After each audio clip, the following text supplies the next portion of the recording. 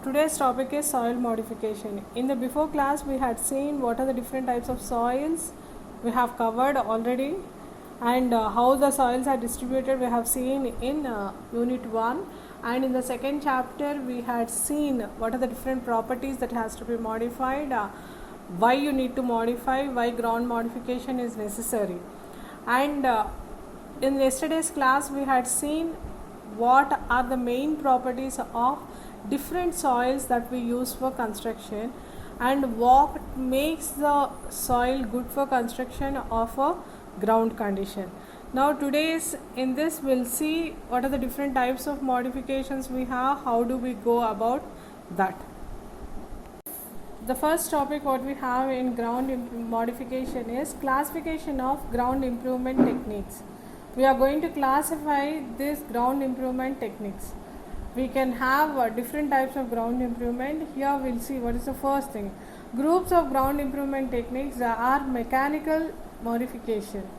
Soil density is increased by the application of mechanical force, including compaction of surface layers by static, vibratory, such as compact rollers and plate vibrators. So here in this particular thing, we are first going to talk about mechanical modification. Why mechanical modification? Generally, we have one more modification, that is physical modification, wherein we are just going to change the property of the ground by adding some property. What is that some property? I am just going to apply some force.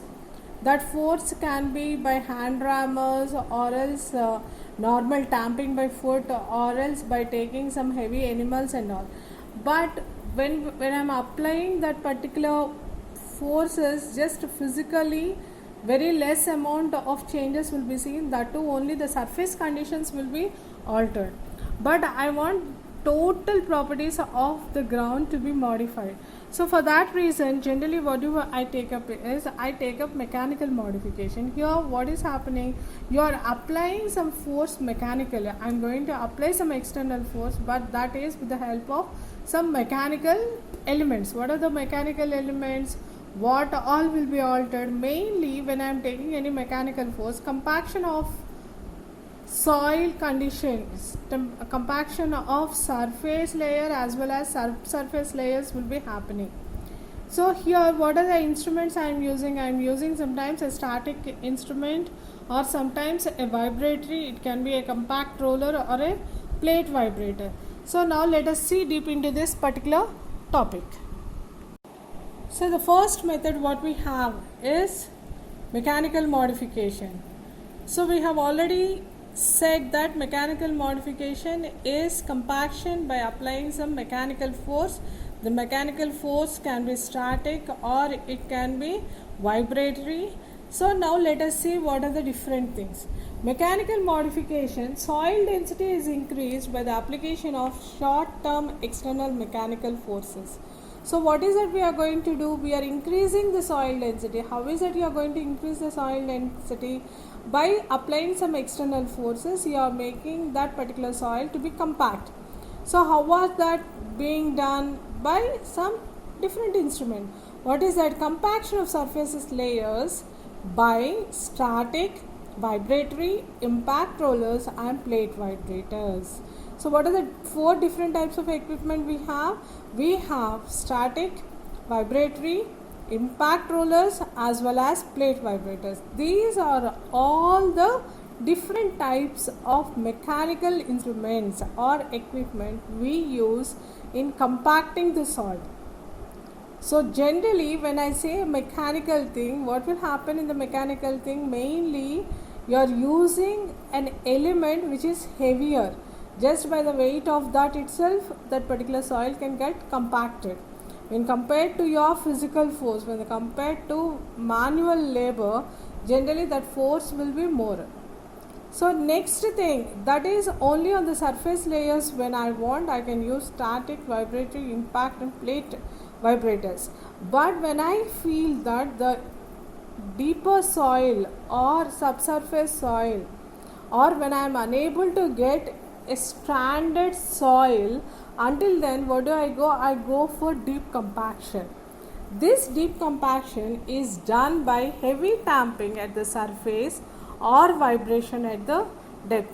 See, generally what happens when I am applying some force on the top, even the below layers also get compacted. But when I feel that to whatever depth I am applying, that depth, that particular force is unable to reach that depth, then what do? I'll just go deep into the soil at whatever level I want. Over there I'll be applying vibration. So here deep compaction, it can be done by heavy tamping as well as vibration at depth. Next one is rollers. See, generally we will be seeing a road roller whenever there is some tar road being laid, or else when you have even a construction of a normal cement CC road also. What is the main basic thing you will be seeing? You will be applying, after the application of subsurface layer or surface layer, a road roller will be allowed to move. It will be allowed to move by different types of rollers. See, sometimes when you check in tar roads, what do? We have a stone, big stone being cut in the form of a roller, that being moved. Because of its heavy weight, whatever the particles are there, whatever the stone is there, it will be crushed into big pieces and it itself gets adjusted. So those are rollers. So here rollers are the construction equipment used for the compaction of soil, gravel, sand, crushed stone layers, etc. So here what are rollers? So rollers are nothing but an equipment that you are using in order to compact different types of items like soil, gravel, sand, crushed stone layers, etc. So those are rollers. The main working principle of roller is, the roller working principle is based on vibration, impact loading, kneading, and by applying direct pressure on the respective layer. So the four properties it will be doing vibration, it will be doing impact loading, as well as the kneading property is being done, and there is application of direct pressure on the respective layers. So this all is done by your roller. So generally layers, if at all, base, sub-base as well as surface. If you are applying roller on the top surface, it can reach up to the base. That is the main benefit of using rollers. So deep compaction also can be done using your rollers. So here we have seen what is mechanical modification, what are the properties you want to change, and what type of instruments we are going to use. So what type of forces are applied? We are applying some impact loading, kneading, and by applying direct pressure on the respective layer, we are going to change the properties of that particular thing. That is, you are going to apply some compaction, because of which the density varies. Now the next thing is, you have four most commonly used rollers. What are the four most commonly used rollers? Vibratory roller, tamping roller or sheep foot roller, smooth wheel rollers, and pneumatic tired rollers. So what are the main types? We have vibratory roller, tamping roller, sheep foot roller. Tamping roller itself we are going to call it as sheep foot roller, and smooth wheeled rollers, and the last one is pneumatic tired rollers. I'll just be showing different types of rollers also in the next class. Today we'll just have the theory. Tomorrow you can just view how the type of roller will be appearing. So those are different types of rollers. So these all rollers will be onto the surface itself, but they will be applying more pressure even on the subbase. So that is the main use of your rollers.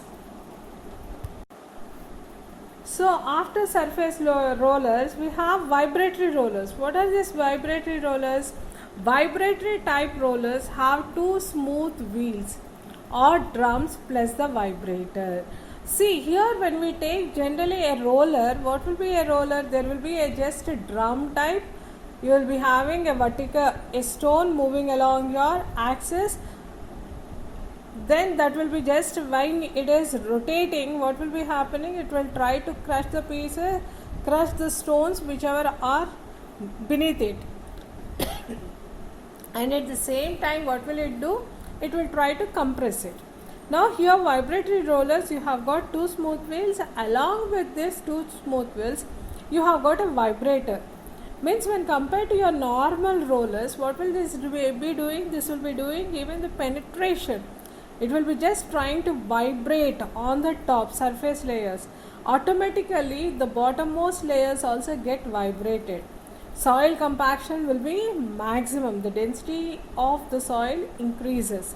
So that is your vibratory roller. The next type of thing is, one is fixed at the front and the other one is at the rear side.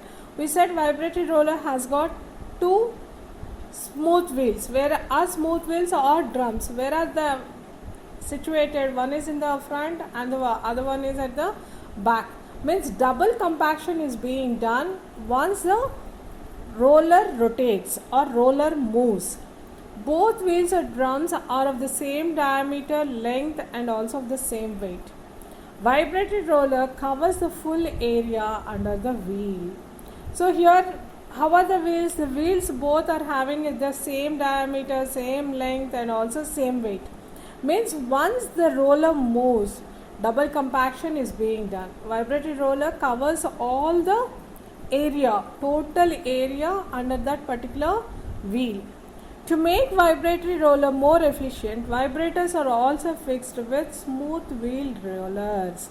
So when we have vibrator is needle type, wherein this vibrator will be able to compact the soil, or it will try to create a vibration which will allow mixing of soil to take place. So here vibratory roller, it will be efficient when I am going to connect this vibrator with smooth wheel rollers. Next, vibration of vibrators arrange the particles by first disturbing even the arranged ones. So what will happen in the vibrator? Vibrator is a force that I am applying in order to change the position of the particles. So here when I am using a vibratory roller, then what will it do? It will first try to rearrange the particles. It tries to disturb the particles, rearrange itself, and then compaction will be done. That is the help of your vibratory rollers. So here what are vibrators? We have vibrators which are having two rollers, smooth rollers, and one vibrator, that is which is capable of creating some movement in the particles. So here what is the vibrator doing? Vibrator is trying to densify the particles, rearrange the particles, and these particular rollers, they are applying direct pressure on the layer of the soil. So here first, on the other hand, weight of the wheelers exert direct pressure on the layer. Vibrators are turned off during the reverse motion. While it is moving front, you are allowing the vibrator to be on, and when it is moving back, you are off in the vibrator. In that time only static weight directly acts on the soil layer. So during that time, what is happening? Initially when it is moving, it is creating a vibration in the soil layers. So it is moving. At the later when it is coming back, the vibrator is turned off. So what is it doing? It is directly applying pressure on that particular layer. Then vibration is to reduce the air voids and cause to the densification of granular soils. Next, during vibration of soil layer, rearrangement of particle forms due to deformation of granular soil because of oscillation of the roller in the soil. So here what are happening? Vibration is created, rearrangement of particles is done, deformation of granular soil is taking because of oscillations in the cycle, and also there is some static weight being applied on the soil. So as a whole, compaction is being done by the vibrator. So this is regarding your vibrator. The next type of vibrator what we have is sheep foot rollers or tamping rollers. Generally, whenever that particular soil has some clay in it, this type of sheep foot rollers will be very good, or we can use it. So just by the name, as the name indicates, the roller will be in the shape of sheep foot. Sheep foot roller, also named tamping roller. Front steel drum of sheep foot roller consists of many rectangular shaped boots of equal sizes fixed in a hexagonal pattern. So here what is happening, this sheep foot roller also has two types of drums. In the front steel drum, it is having rectangular shaped boots of equal sizes. They are arranged in a hexagonal pattern and they are allowed for tamping. Coverage area of sheep foot roller is less, that is about 8 to 12% because of the boots on drums. So on the drums you have got boots. These boots wherever are there, though at that places only there is a chances of tamping, and because there are some spaces that are left in between these boots, total area that can be covered because of this is 8 to 12%. Sheep foot rollers done compaction by static weight and kneading of respective layer.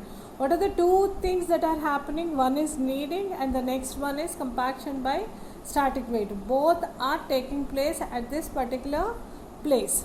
So kneading is done as well as compaction by static weight is done. Both are done simultaneously in the case of sheep foot roller. So what are the operations that are done? The operations are kneading and compaction. So here let us see what are the different things that are happening when you are using this particular roller. Why this is best for clayey soils when compared to the normal soils. See what is happening in clayey soils.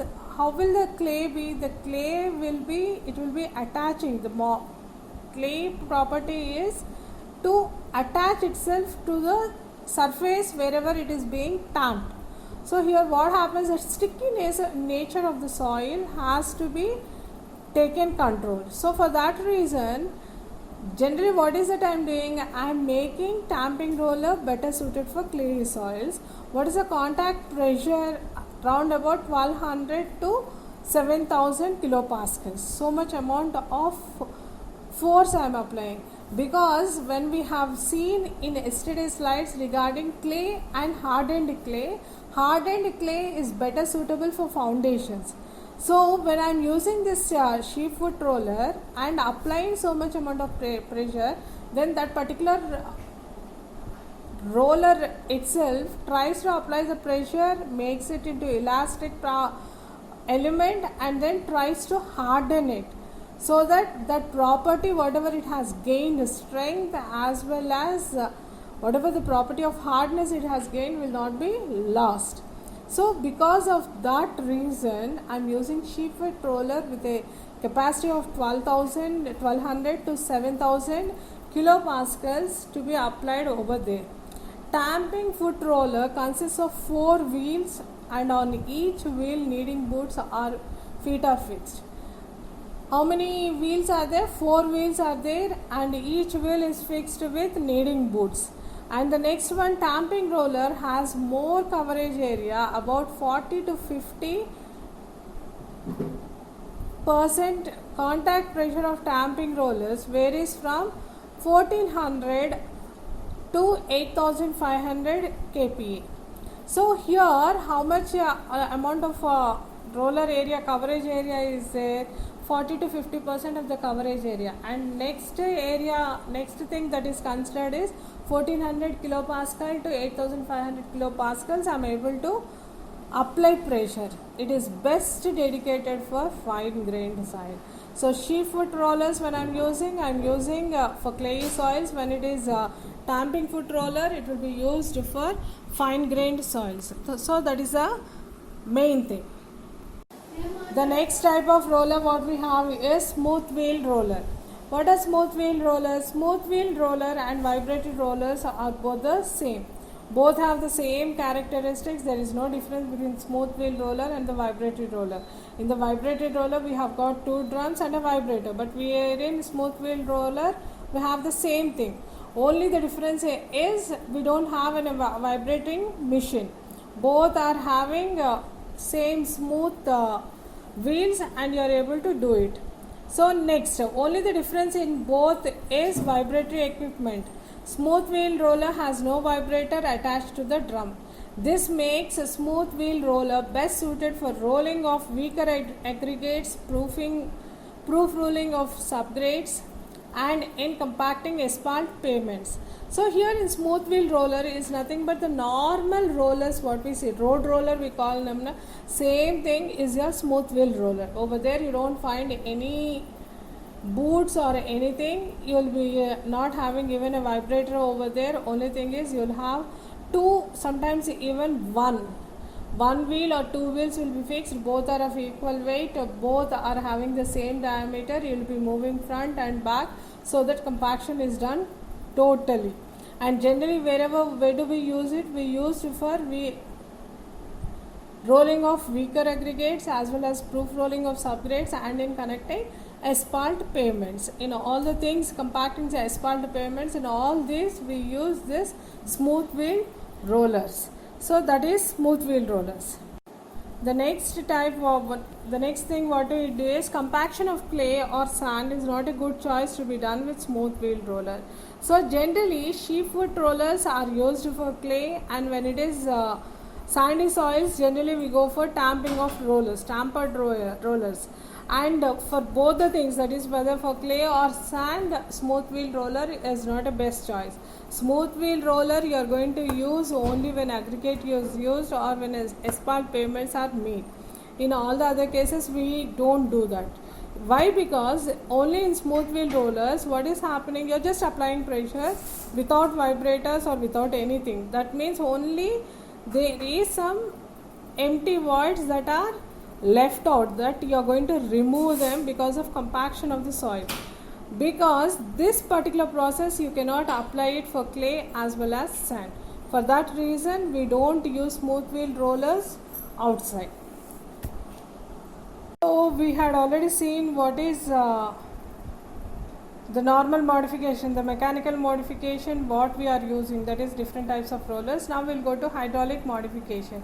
What is the main basic thing in hydraulic modification is, along with compaction what do is we apply water and then compact it. In the normal cases when we are doing compaction we are doing it in the dry state, but over here what do? We apply some water, or you'll try to expel water from the ground. In both the things, how we are doing hydraulic modification, you are trying to remove the total amount of water that is present in the ground. How you are going to remove? By applying some pressure on it. You try to remove that with the help of drains. So here free pour water is forced out of the soil by means of wells. So here what is that we are doing? We are removing with the help of wells, sometimes with the help of boreholes. All that I am removing that particular free pour water that is present. In coarse grained soils, this is achieved by lowering the groundwater level through pumping from boreholes or trenches. So in coarse grained soils, what is that you are going to do? You will lower the groundwater level through pumping. So you are going to remove water just by pumping out. See, generally when you have digged some foundation and if at all the rain falls, what will happen? The total of foundation works. Wherever there is a trench, what will happen? All the trench will be getting filled with water. What do? We just apply some bore and you will try to remove it. The same thing is being done even in hydraulic modification of soil. In fine grained soils, what do? The long term application of external load or electrical forces will be required so that I can remove water. See, generally what happens in different types of soils, when your continuous loading is being applied, the water will try to ooze out. That particular water I am removing it. So how is that you are applying load? The load applied can be preloading, or sometimes even with the electrical forces I can apply. So when I am applying it with electrical forces, totally drying also will take place. So in all these cases, hydraulic modification, that is removal of water, is being done. So the next method what we have is physical and chemical modification. That is, I am going to change the properties of the soil physically and chemically. How is that? Physically I am changing by applying some pressure. That all we have seen in mechanical modification or else in modification. But in this, what is that we are doing? We are changing the properties by adding some of the adhesives or additives. More than adhesives, we need to say it as additives. Additives are added. So here what is happening? Stabilizing by physical mixing adhesives with surface layers or columns of the soil. So generally what is that we are doing? If we see that the soil is not properly mixed and compacted well, then I'll just add some adhesive with the surface layers and I try to knead that particular soil until I get a normal property. Next, adhesives include natural soils, industrial byproducts or waste. So this adhesive, where is that we are getting from? We are getting it from natural soils, we are getting it from industrial byproducts as well as waste things, whatever is left out from your house or from industry. All those are your adhesives. So here what is happening when I am using natural materials or industrial byproducts or waste materials, it means the waste is removed but it is used in a constructive manner in the industry itself, that is for stabilization of soil, which will be in a constructive manner. So that is the most important thing in this. Materials or cementations or other chemicals which react with each other and or the ground. So here what are materials or cementations or other chemicals you are going to add which will be reacting with each other? Depending upon the soil condition, they react with the soil or else they form a bondage with the soil and acts as a ground. When adhesives are injected via boreholes under pressure into voids within the ground or between it and a structure, the process is called grouting. So now, without mixing, when I am adding with pressure some of the adhesive into the soil and then I am going to bind them, that particular process I am going to call it as grouting. So here in grouting, what is it? Normal chemical modification is adding some adhesives and then binding it together by tilling type. And next thing, the next one is grouting. In grouting process, what is happening? I am applying some adhesives through pressure. We are injecting through pressure into the ground or in between, and a structure is formed which is compact, and this process is called grouting. Soil stabilization by heating and by freezing the ground is considered thermal modification of soil. So we have one more method, that is you are just heating it or freezing it so that the particular soil stabilization is being done. That method of heating we are going to call it as thermal method of modification. So here we have seen what is physical, next one is what is chemical, and grouting and soil stabilization, electrical method. So these are the 4 different methods that are available in physiochemical modifications. Physical and chemical modifications, what are the additives that are added? We said there can be industrial waste and all. What are the different types of additives we have?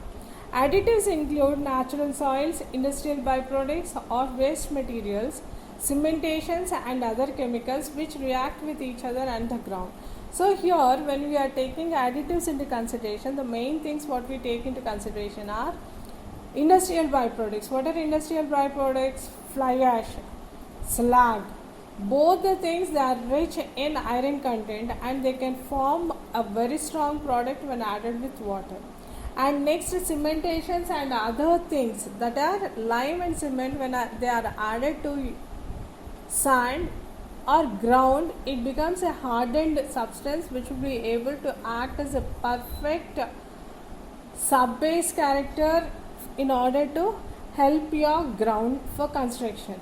So here fly ash, slag, lime and cement, they are used in order to do physical and chemical modification.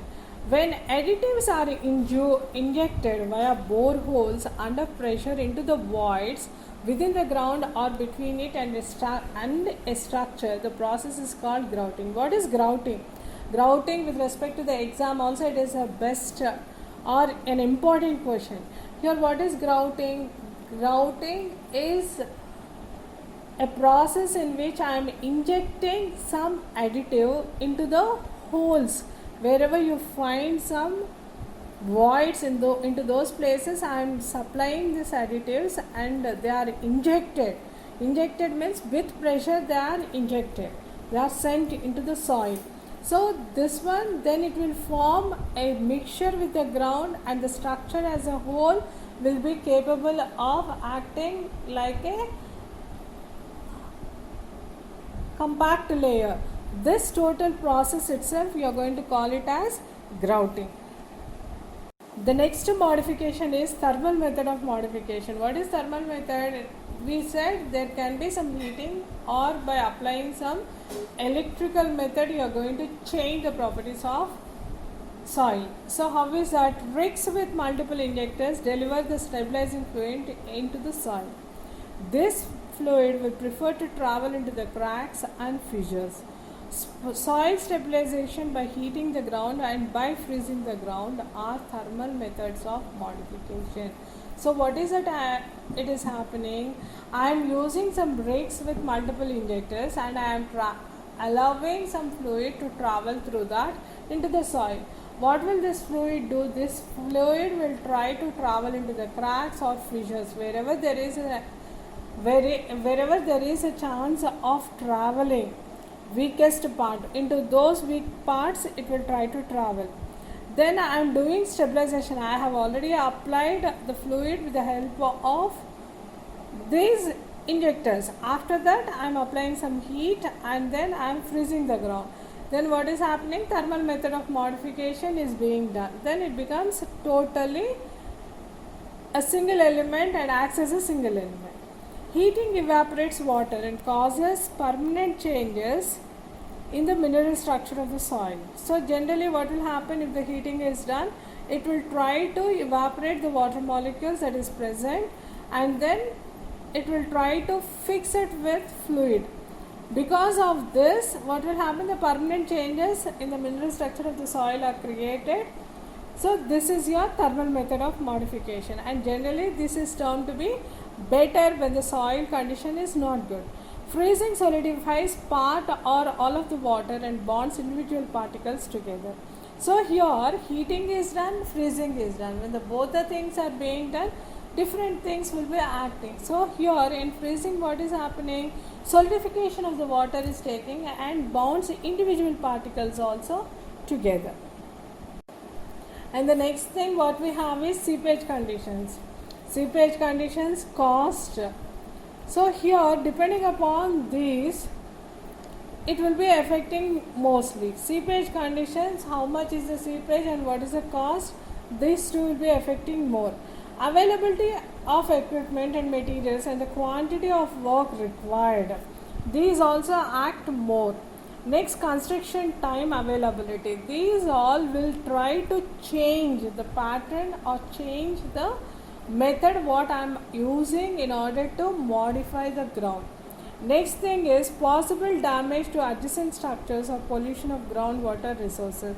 So when I am considering this physiochemical changes, I need to keep in mind what are the adjacent structures. Because of this particular addition of chemical, is the structure going to modify itself, or else is the structure going to get damaged? That I need to keep in mind. And the next one is durability of materials involved. So here what did we say? We said that there is grouting procedure or thermal procedure or anything, you are applying some material, additive is added to the soil. Because of this additive, is that additive going to last for a longer time? Is it having a lifespan? How much is the lifespan of that particular material? That has to be bore in mind when we are taking into consideration the physiochemical modification of the soil. The next thing what we need to keep in mind when we are doing chemical modification to the ground is toxicity or corrosivity of any chemical additive. So almost all the things here depend on the chemical what I am adding. First one is toxicity, corrosivity, both the things. So that as per the government regulations or restricting the choice of additives, you need to keep that in our mind. Reversibility or irreversibility of the processes. If I am making it again when the temperature freezes, again, is the reaction reversible, or is it going to stay for a longer time? That I need to keep in mind. And next one is reusability of components. Yes, I have removed that item addition, then can I use it again? And reliability of methods of analysis and design, that thing also has to be kept in mind. So how much, to what extent can I rely upon the methods or on the analysis and design of the materials? Next one is feasibility of construction control and performance requirements. So to what extent are the materials feasible, or how much is the performance of the materials? You need to consider the feasibility of construction control and also their performance with respect to the additives added. Both should be kept in mind while you are taking into consideration the case of additives. Here, when I said feasibility depends on some of the factors. What are those factors? The feasibility of a particular method is strongly related to the type of problem in hand. So here we said, in the initial cases itself, right from the starting itself, we were telling that the modification method always depends upon the type of soil and the type of construction which you are intended to do, and the purpose of the building or the construction you are going to use. So here, when we are taking into consideration, I said only feasibility. On what factors does this feasibility depend? It depends on foundation, embankment of soft ground, unstable slope, excavation, earth retaining structure, leaking dam or reservoir. So when I say a method is feasible or an additive is feasible, I need to consider all these 6 points into consideration, and then depending on that I have to select my additive. So whether it is for excavation purpose, or else there is a hole in the dam, or there is a hole in the retaining structure, how do I go about changing that particular structure or modifying that? All that can be kept in mind while you are doing this feasibility report. So that is regarding your feasibility of additive, that is in physical and chemical changes of modification of soil. So the last one and the most important thing is use of geotechnics in soil stabilization or ground modification.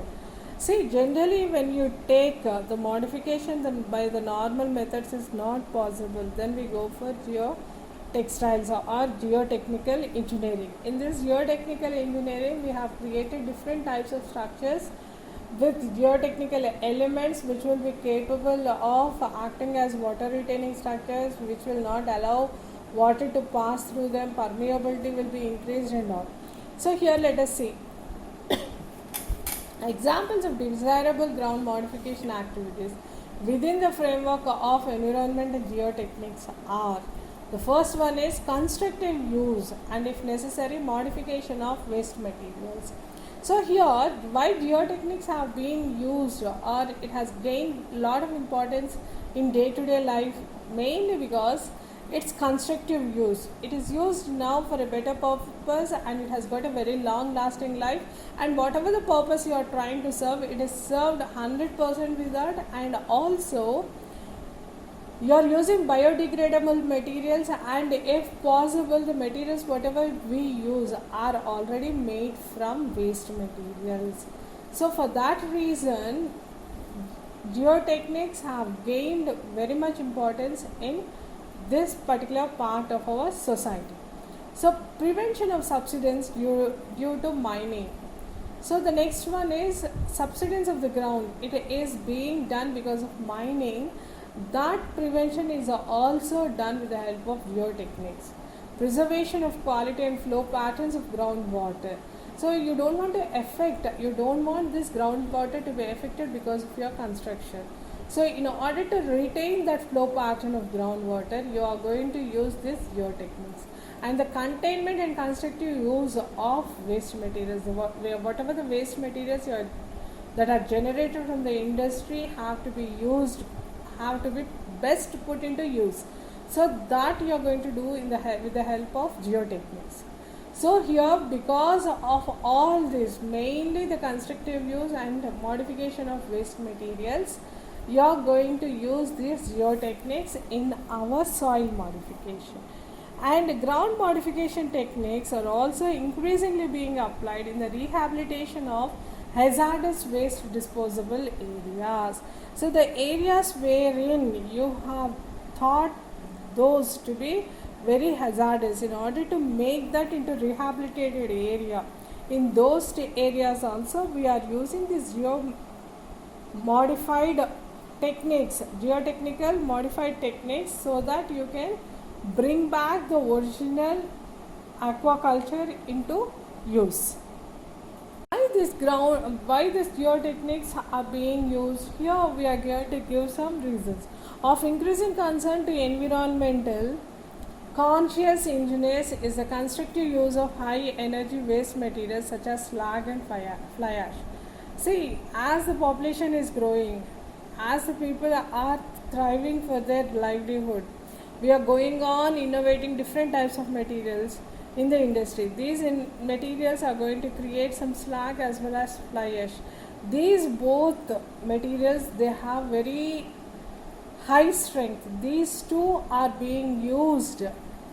Their disposability is a great question mark to our engineers. For that reason, what they have done, they have tried to put them into use, so that their disposal itself will not be a problem. So here, the people whoever are very conscious about the environment, they are thinking about creating high energy waste materials. They are putting them into use, and then they are creating wonders with that. That itself is your geotechniques.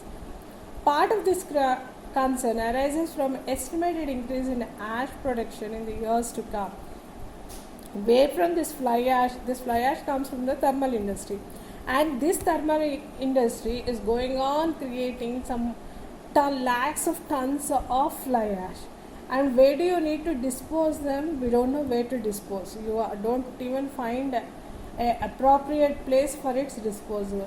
For that reason, you are trying to use that fly ash, which is a hazardous to human life, into a product in geotechnics, which can help you for long life of the project. Next, in the United States, it has been predicted by the next century, coal burning will produce 2,200 million tons of ash per year. Fly ash could be termed as structural fill on its own or in combination with lime or cement as a stabilizing agent for road bases. See, here we cannot stop the usage of thermal electricity or thermal production when we cannot stop, and when in the total world, when you are expecting 200 million tons of ash to be produced every year, and if this ash gets and settles on the natural habitat, it is going to create a great havoc to the human life, more than human life, to the life of any habitant in the world. So for that reason, what do? We are using this particular fly ash as a structural refill on its own. Only fly ash you are using, and sometimes you are combining it with lime or cement, and then you are going to create a road base which will be for a longer time, which will be helping as a very good base for your road pavements. So for that reason, you have brought this geotechniques. With the help of geotechniques, with the help of reusable materials, and with the help of effective disposal of industrial waste, we are going to create our road bases. The next modification is by inclusions and confinement. What is inclusions and confinements? Generally, what happens whenever we are doing some construction for a small houses and all, we don't want to use different techniques of soil stabilization and all. So generally, what do? We just put an RCC mat of required thickness, and then apply some granite or some aggregate mixed with cement sand ratio. We are just applying it, and it is acting as a foundation layer for us. So here some modification by inclusions and confinement. So let us see what is this modification. The same manner we are going to use some strips over here or meshes or some fabrics, geofabrics or geomeshes or geotextiles can be used in order to make some inclusions and confinement. So here modification by inclusions and confinement. First one is reinforcement by fibers, strip bar meshes and fabrics which impart tensile strength to the constructed soil mass. So always keep in mind the particular foundation should be very good in compression, or the ground is natural compression element. So here you are going to increase the tensile strength of the element using some fine meshes or fabrics which will be imparting the tensile strength. Inside reinforcement is achieved by nails and anchors. Suitable earth retaining structures can also be formed by confining soil with concrete, steel or fabric elements. So inside reinforcement, how is that you are going to achieve? You are going to achieve by nails, anchors, and sometimes what is that you are doing? You are doing some stable earth retaining structures. How? With confining with soil with concrete or steel or fabric elements. So that is modification by inclusion and confinement.